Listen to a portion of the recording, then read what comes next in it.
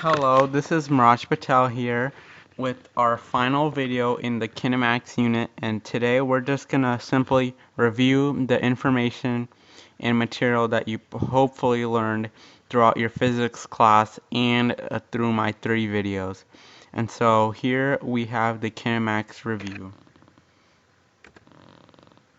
And before we begin, the kinematics review here is just a quick overview of what we learned. I'm not going to solve any problems in this, but I'm going to talk about strategies, how to solve them, and important details you should know. And so, without further ado, before looking at any formula, we have to know the variables. And so, the variables in kinematics, we have 5 of them. And we have initial velocity, which is the speed and direction at the beginning of the frame of reference. And what I mean by frame of reference is the problem or what you're looking at and what you want to call the beginning. So the velocity at what you call the beginning. And remember, velocity is a vector, meaning it has a magnitude, which is the speed, and direction, or the sign. So generally we call up positive, right positive, down negative, and to the left negative. And final velocity is the same thing as initial velocity, but the velocity at the end of the the frame of reference, or the perspective you're looking at. Then we have displacement, which is the change in position, which is slightly different than distance, and we'll talk about on the next slide. We have acceleration, which is the rate of change in velocity. This is also a vector, and we'll talk about that a little bit later. And we have elapsed time.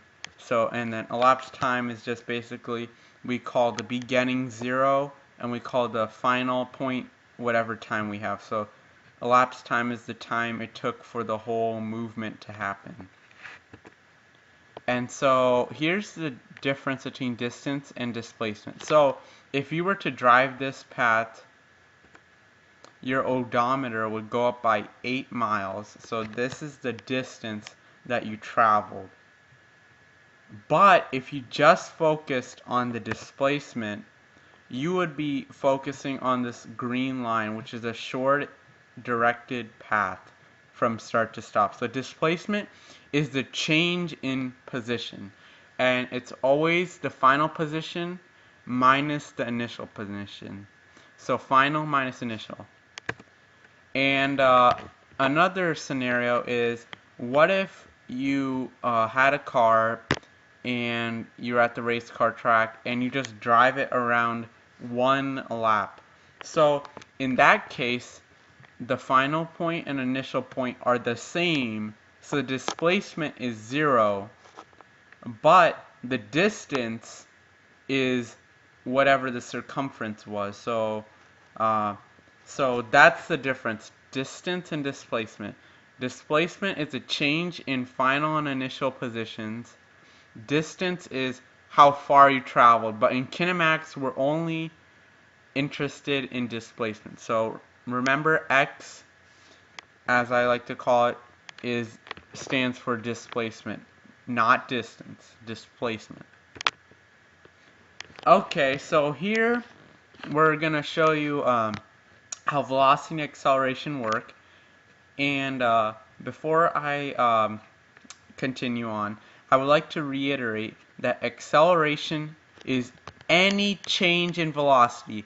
I know that in life, or in real life when you're driving, most people think acceleration is when you speed up. Acceleration also includes slowing down. So remember, acceleration is any change in velocity.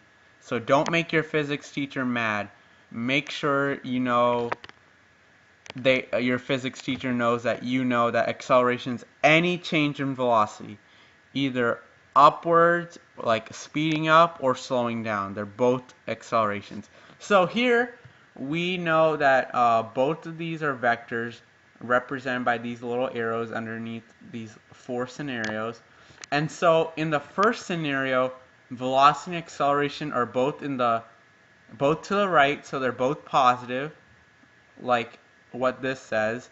So apparently it's going to be moving forward and speeding up. And if you think about it, both of them are helping each other out, or accelerations in the same direction as velocity. So it's accelerating towards what velocity is doing. So it's going to speed up and it's going to the right. So this makes sense. It's moving forward and speeding up. Then we have acceleration going negative or to the left and velocity going to the right in positive direction. So that would be this scenario here, moving forward, slowing down. And it makes sense because acceleration is against the velocity, but the car is still moving forward. So it's going to counteract each other and it's going to slow down.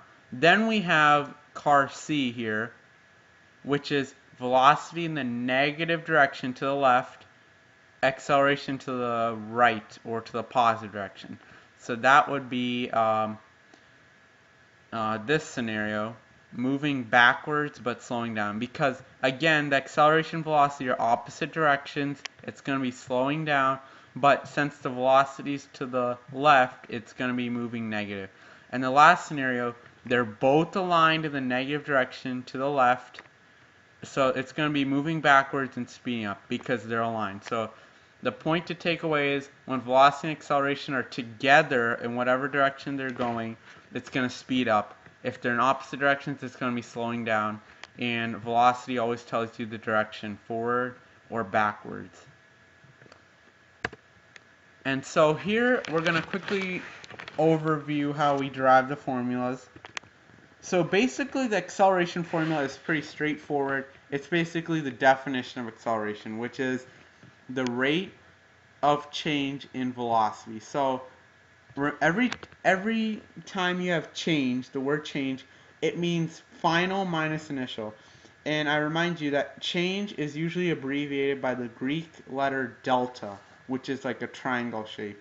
So in any class you have delta, it's always final minus initial.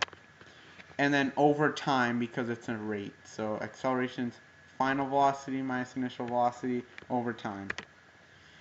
Average acceleration was derived when we analyzed this graph here, which is a velocity versus time graph. These are 1 second each, and these are 5 meters per second each interval. So basically, we took the area of the velocity versus time graph, and remember it's a triangle, so 1/2 base times height is the formula for every triangle we make. So here we have a triangle, 1 is the base, 5 is the height. We take 1/2 of 5, we get 2.5. And basically, this formula looks pretty similar. See the 1/2, we have the base, which is time. Height, in this case, is the sum. But since initial velocity was always 0, because we always use this point and then another point. So v sub I was always 0. So basically, we had final velocity, time, and 1/2. So that's basically how that formula was made. And it should make sense to you because if you think about it, if you change speed, the average speed is right in the middle. So basically you take the final and initial, add it together, and divide by 2. So that's how you take an average. So when you average your grades, you add them up and divide by how many there are. Same thing. So you add up the two velocities, divide by 2, and that is the velocity in the middle. And if you have the velocity in the middle, you basically have the average velocity you traveled. And then if you multiply by that by time, distance equals rate times time.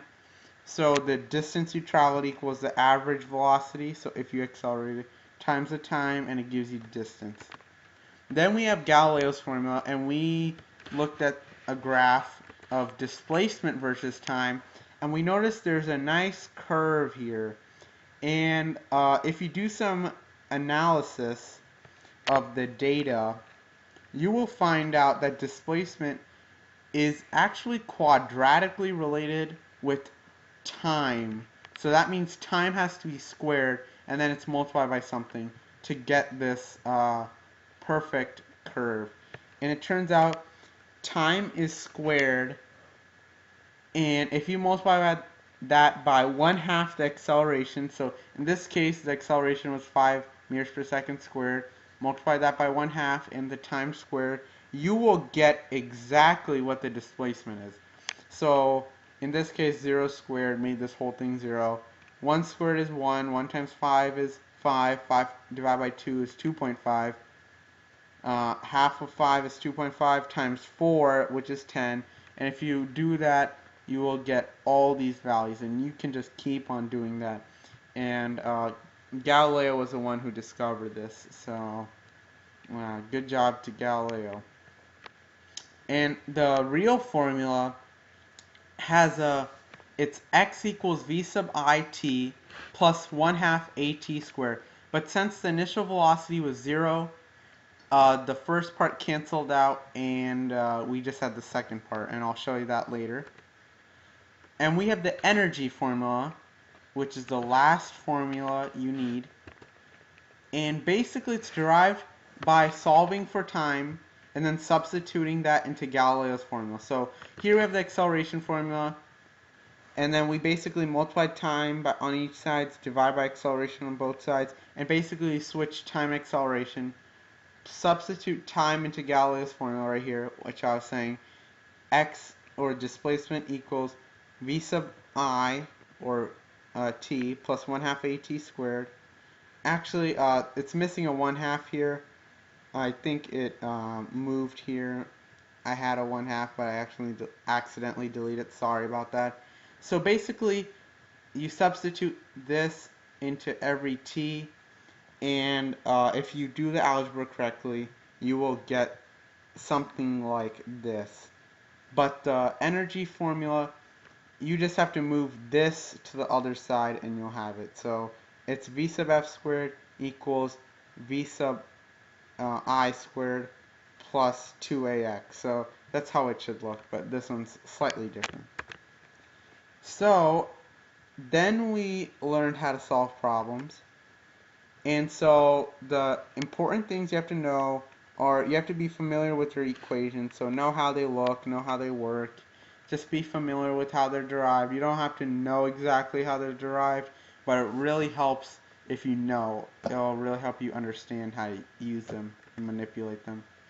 When reading a problem, pull out the important information. So always be ready to pull out and extrapolate those important terms and piece of information.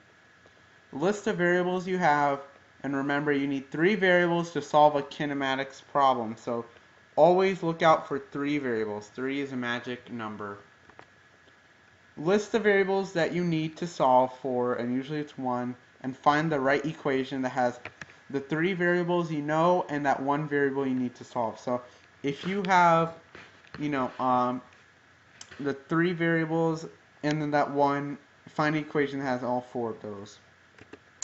And then solve for the variable, and make sure you always give units. I know I made a few mistakes, but just drill into your head, put the units down, because your answer without units means nothing. So it could be 5 kilometers, 5 millimeters, 5 decameters. So just write 5 meters, and that'll keep you out of some trouble of losing points.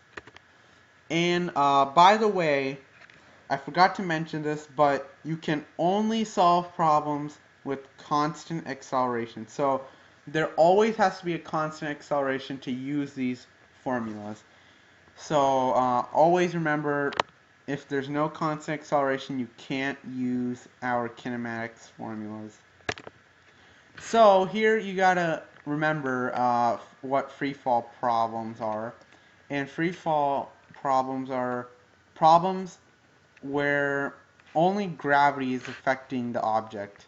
And so the great thing about free fall problems is that they have a constant acceleration of 10 meters per second squared, because that's the acceleration of gravity, and gravity is the only thing affecting the object. If something is thrown upward, like most likely a ball or block or something, the velocity at the top or the apex of the curve, is always 0. Always will be forever 0. Because gravity has to stop it somewhere, and it happens to be the top. It takes the same time for the ball to travel up as it takes to fall down. So if you throw a ball straight up, time it to the top, and time it from the top to the bottom, it will be exactly the same time because it is symmetrical. And the velocity, the ball was thrown upward, and when it comes down is the same as when you threw it up, because gravity is a conservative force and it gives back what it takes. And another explanation is that since the ball took the same time to go up as it took to come down, it accelerates for the same time on both sides. And since it accelerates at the same time, it changes the same from 0. So first it went to 0 in the same amount of time, and then it came back from 0. So on the way up, it slowed down to 0. That took, let's just say, 2 seconds. Now it has 2 seconds to accelerate back because it's same acceleration. So it's going to accelerate back to the same velocity. So that's a cool fun fact. So if you throw up something at 50 meters per second, it will come back down at 50 meters per second. Okay, so this chart here is very helpful when you're first learning how to solve kinematics problems. This has all the equations on the side, the 4 big ones you need to know. Acceleration, then there's average velocity, Galileo's, and energy. And then these are the 5 variables, and it lists what variables they all have and which ones they don't. So basically, you want to pick the equation as the 4 variables that you have, the 3 given and the 1 unknown. Okay, so graphs. Graphs are really important in physics because they can convey a lot of information about a scenario. So especially if you're in the AP Physics, you should especially know how to manipulate graphs. In fact, on the AP exam, there was a kinematics graphing question in one of the multiple choice. So be on the lookout for graphs. And there's 3 types of graphs that we have in kinematics: displacement, velocity, and acceleration. All of them are with time. So displacement versus time, velocity versus time, acceleration versus time. Okay, so a little brief overview. Displacement versus time is the only graph that should have curves in our algebra-based physics class. Especially if you're taking Physics 1, you are guaranteed displacement is the only graph that should have curves in kinematics. Velocity graphs have segments, line segments with slopes. And then acceleration graphs are always horizontal line segments. And there's 2 things you can do: analyze the slope and area. And so to figure out what the slope represents, put whatever units the y-axis is over the x-axis, and the x-axis is always going to be time. So you put whatever you have on the y-axis and divide by seconds. To figure out what the area represents, multiply the 2 units on the axes together. So in kinematics, you always cancel out a second from the y-axis when you multiply it with the x-axis, which will always be time. So in kinematics, in the slope, you will always be dividing by seconds. In multiplication, you'll always be canceling out a seconds in the denominator of the y-axis. The slope of a displacement versus time graph is velocity. So you have displacement is measured in meters, time is in seconds, meters divided by seconds is meters per second, and the area is meaningless. Do not look at the area of a slope of a displacement versus time graph. It's just meters seconds, which has no apparent meaning. The slope of a velocity graph is acceleration, because meters per second is a unit of velocity, sorry. And if you divide by seconds, you get meters per second squared, just like this. And the area is displacement. So if we multiply meters per second, multiply by seconds, we cancel out one of the seconds and we get meters. Slope of acceleration is actually called jerk, which we don't really need to know for our class, but just fun fact, it's called jerk. And meters per second squared divided by seconds is meters over seconds cubed. But we do not need that, so this is just a fun fact for you. And but the area under the graph is velocity. So meters per second squared, if you multiply by seconds, one of the seconds cancels out, and you're left with meters per second. So this is a visual summary of what we just talked about. If we use slope, you will travel up this diagram because you keep dividing by a second each time to get to the next unit. So if you start out with displacement, which is in meters, divide by seconds, you get meters per second, which is velocity, and then meters per second squared, which is acceleration. If we use area, we go down because we keep canceling out a second from the denominator of the y-axis. So meters per second squared, multiplied by seconds, you cancel out one of the s's, it's 2 meters per second, 2 meters. So creating graphs. I know creating graphs is pretty hard. It was pretty challenging for me when I was first learning. But you just have to keep on practicing. And so here I have put together some basic general rules of making a graph. But you never know, you might be given a acceleration graph or a displacement graph. But I'm going to most likely predict that like 80% of the time they'll probably give you a velocity versus time graph because the slope and the area represent two of the other graphs. So it's really helpful.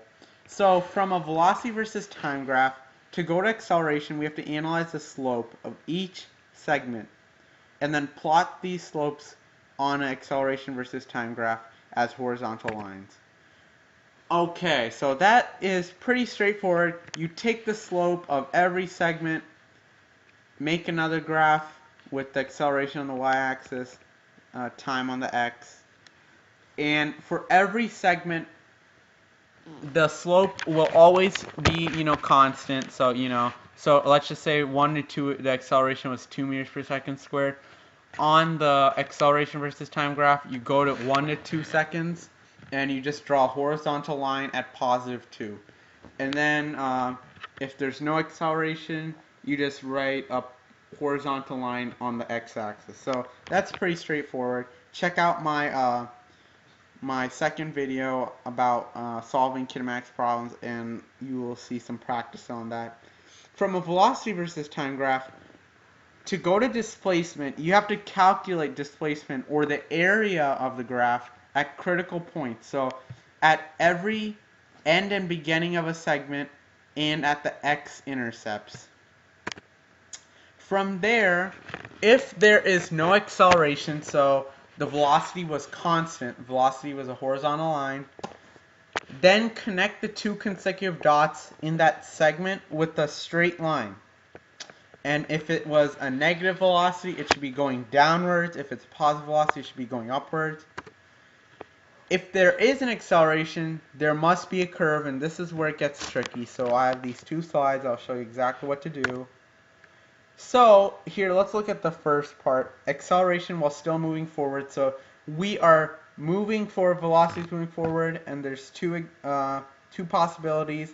Acceleration's helping it moving forward, like the car speeding up, or acceleration's slowing it down, so acceleration's opposite direction. So if the object's moving forward, speeding up, the velocity and displacement graphs should look like these. So velocity is in the forward direction and it's speeding up, positive slope, positive acceleration. Displacement is getting bigger and bigger and bigger as we move faster and faster and faster. If you remember the graph we used to derive Galileo's equation, the it was accelerating at 5 meters per second, so it's positive. And as we get faster and faster and faster, because it's related with time squared, if you square a bigger number, it gets bigger and bigger and bigger. So, and it's related to acceleration. So acceleration is constant, but since we're getting faster and faster and faster, we are moving farther and farther apart. So that's why it's climbing upwards steeper and steeper. Then if we have an object moving forward but slowing down, the graph should look like this. So hence the velocity is still positive, but the slope is negative, so negative acceleration. And then the displacement is it was moving fast here, so but now it's slowing down, so we're going to smaller numbers, so we're squaring smaller and smaller numbers, so it's getting smaller, super small. And that's why the displacement isn't changing much in these small numbers. But back here it was moving fast. See, look how high it was. So that's why it was steep here. Same thing on this side. Wherever it's fast, there should be a steep curve area. But you just have to know which side's first, the steep curve or the upward curve. And hence, they're both going upward because it's still moving positive. Even when it's slowing down, this curve is still going upwards, but it's just decreasing. Now, when it's moving in a negative direction, and if the object is moving backwards and speeding up backwards, the graph should look like these, the graphs. So velocity here is going down and down, down, faster, faster, faster. Negative slope, acceleration and direction are both to the left or downwards. Displacement, just like when moving forward, is going faster and faster and faster, but downwards, downwards. Then if an object's moving backwards but slowing down, it's exactly like the flip side of this. So it's still going to move downward, but it's going to be decreasing. So the velocity is negative, but the slope is positive. So acceleration's slowing it down. It's trying to move in the positive direction. Then the displacement. At first it was great because it was moving fast. Now it's decreasing. So it's just decreasing. So again, remember which side was faster. And then just that side has a steeper curve. And then the other side is just it's bending and flattening. Now the x-intercepts, I didn't address this, but the x-intercepts are very important. And so if an x-intercept on the velocity versus time graph is going downward, so it's going to go down through the x-axis, then the displacement graph should look like this, because it's moving forward. So this is the positive quadrant, so it's still moving forward. Now as soon as it crosses 0, it stops, so hence the curve. Now it's in the negative direction, so now it's moving faster but backwards, so it's going to be moving downward like this. So that's how the graph should look.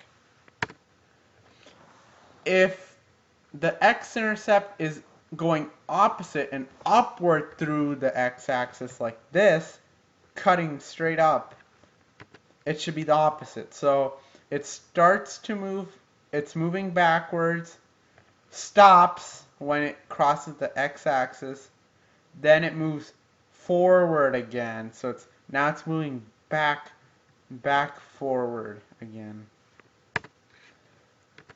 So the last thing we talked about in our kinematics videos are two-dimensional problems. So 2D problems are a little trickier, but they're still they have the same underlying principles. They have two components, vertical and horizontal components. Several key features, you've got to know these. The two components, vertical and horizontal, are independent, and I'll show you what I mean in the next few bullets. Acceleration in the y direction is always equal to gravity, which is 10 meters per second squared approximately, 9.8 if you want to be technical. And the x direction, it's always 0 meters per second squared. There's no acceleration in the x, because objects in free fall are technically, or objects in projectile motion are in free fall, because gravity is the only thing affecting the object. The time the projectile is in the air is only affected by the height. You can Google Mythbusters. There's an episode about whether a bullet shot from a gun and dropped at the same time, shot and dropped, land on the ground the same time. And in fact, it does. You can ask Mythbusters. They will prove it to you. You should. That's a really interesting episode, and it's just so fascinating. No matter how fast it goes in the X, gravity affects objects always the same, no matter how fast they're going. The range of a projectile is the time it's in the air multiplied by the horizontal velocity. And time is an important piece because it relates the x and y axis components, together. So x and y components are related by time. Pretty much everything else is independent of each other. And always, to tackle these problems, always split up into two components, solve them independently, solve time with using the y-axis, almost always go to the y first, then bring them back together. So here's what I mean.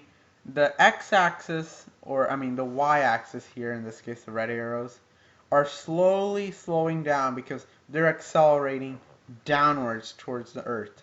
But in the x-axis, the vectors remain intact because nothing affects it. And an important piece is the tangential, or the total velocity. The net velocity is the tangential velocity. So that means it only touches at one point. So the tangential velocity here should be about like right there, just barely touching the curve, barely touching the curve right there. And right there, the velocity at the top, the tangential velocity, is the horizontal velocity because the y is 0. Remember, at the top of a projectile trajectory, the y velocity is 0 because gravity is flipping the direction. So it's going up, goes back down, so it has to pass through 0 at the top. So horizontally released projectiles are special 2D motion where they're fired at 0 degrees to the ground. So they're parallel with the ground. There's no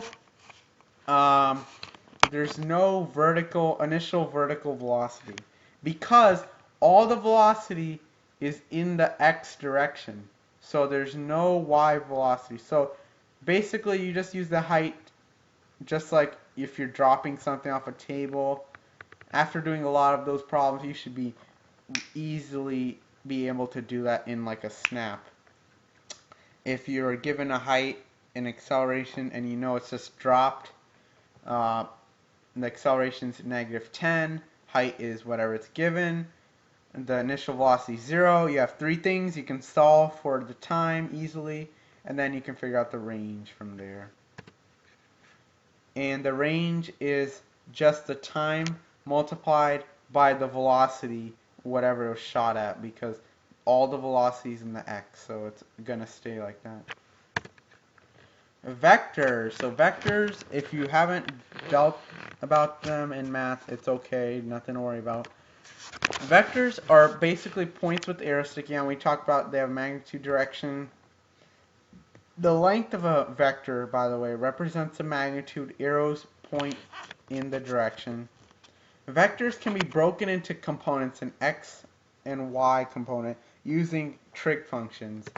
And we have, I'm sure most of you know, sine, cosine, and tangent.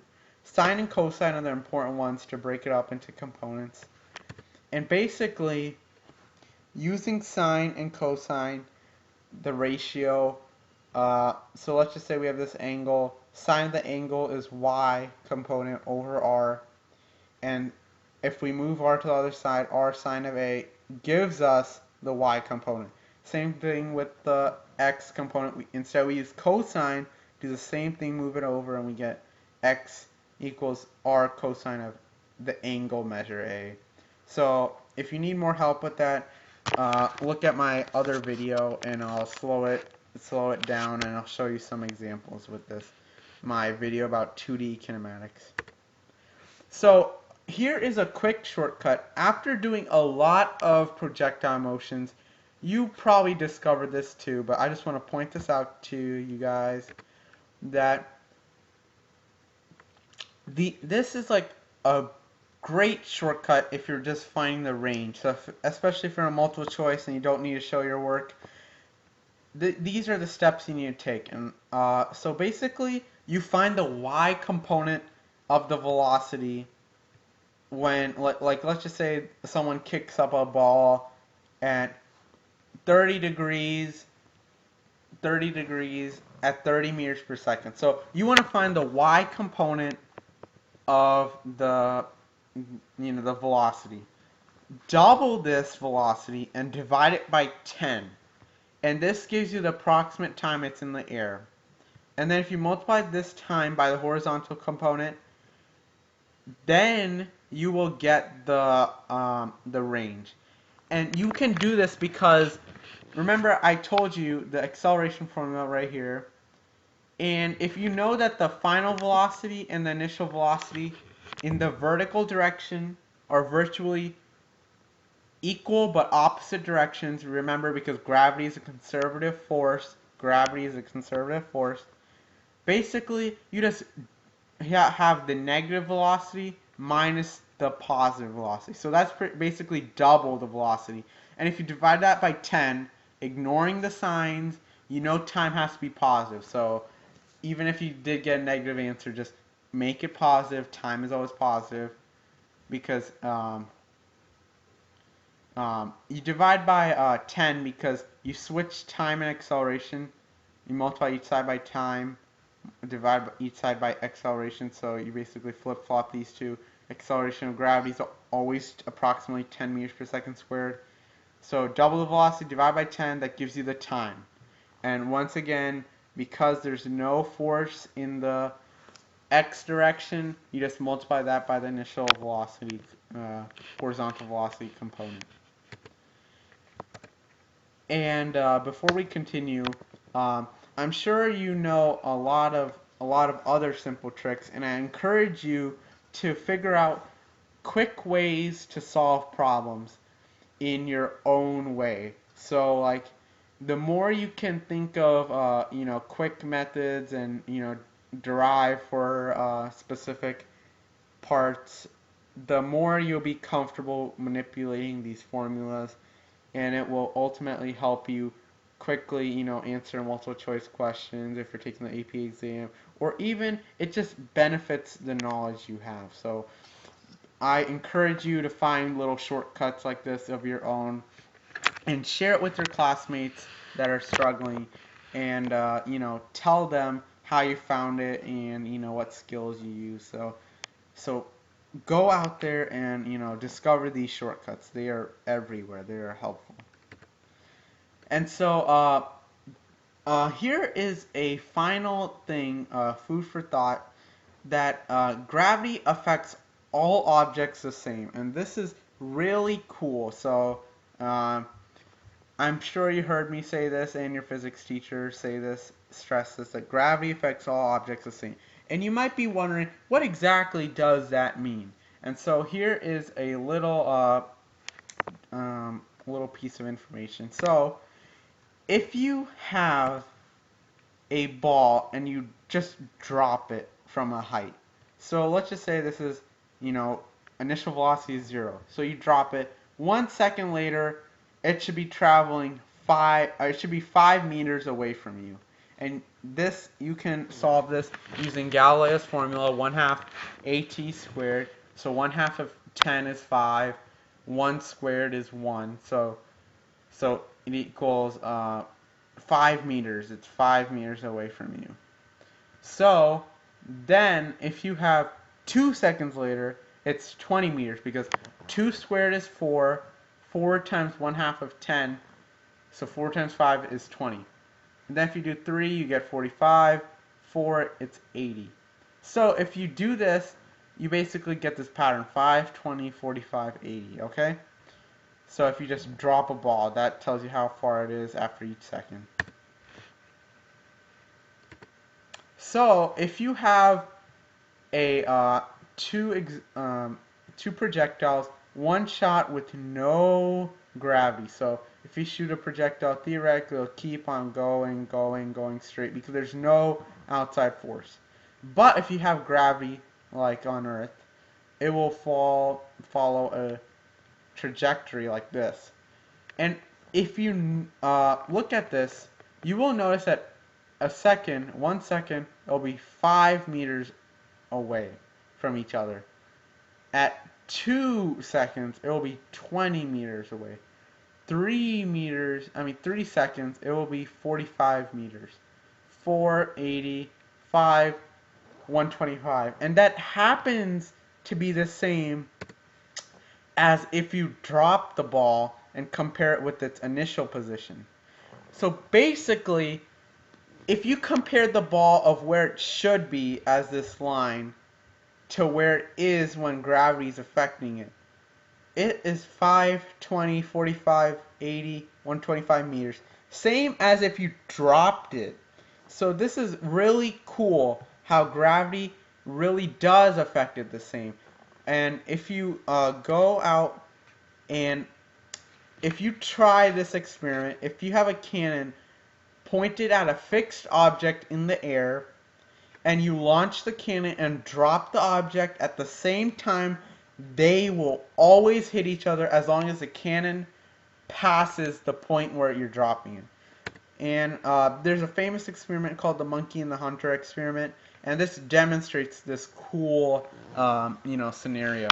So basically you have a cannon here with a ball loaded, a ball here hanging from the ceiling, and if you shoot them and drop them at the same time, as long as the cannon's pointed to the ball, because after 1 second, this will be 5 meters down, this will be 5 meters down. 2 seconds, this will be 20, this will also be 20. And basically, even if you had no gravity, this ball would hit this ball. But since they're both affected by gravity the same way, they will always hit. And there's another show called Street Genius, and they have this one episode where they have a cannon and a watermelon attached, and it's the same principle.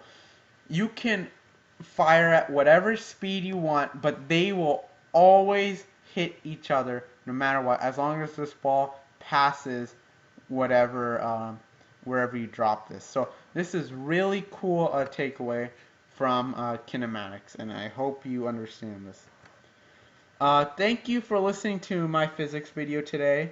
Today we had a quick review of all the kinematics material that you hopefully learned in your physics class and in my videos. Next time we're going to be learning about energy. So the next unit we're going to be talking about energy, kinetic potential, gravitational, all that fun stuff. And please, if you enjoyed this video, please share it with your friends, teachers, tell people that are taking physics about this video and that it helped you. And please like this video if you really enjoyed it and it helped you out.